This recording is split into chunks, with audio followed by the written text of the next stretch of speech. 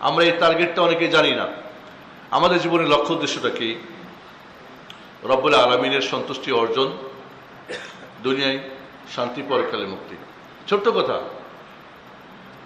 সৃষ্টিকর্তার সন্তুষ্টি অর্জন, দুনিয়ায় সুখী, পরকালে মুক্তি। রব্বুল আলামিনকে সুখী করতে হলে, খুশি করতে হলে একটাই পথ, ইবাদত।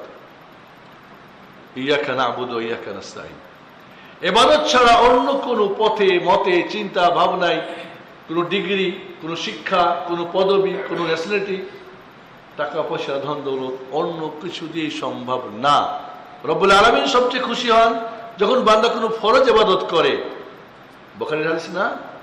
এরপরে ওয়ালা ইয়াজালুল আবদু ইয়াতাকাররাবু ইলাইয়া বিন-নওয়াফিল হাত্তা উহিব্বা। আল্লাহ বলেন, বান্দা এরপরে আরো বেশি নফল ইবাদত করতে করতে আমার একেবারে কাছে পৌঁছে যায়, আমি তখন তাকে ভালোবেসে ফেলি।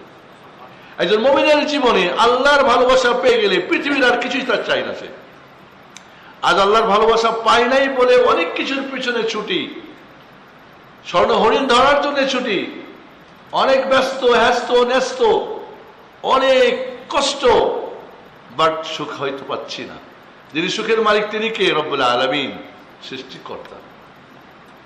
তিনি যেভাবে চেয়েছেন ওইভাবে তাকে সন্তুষ্ট করতে পারলে সুখ নিশ্চিত আমার মাঝে।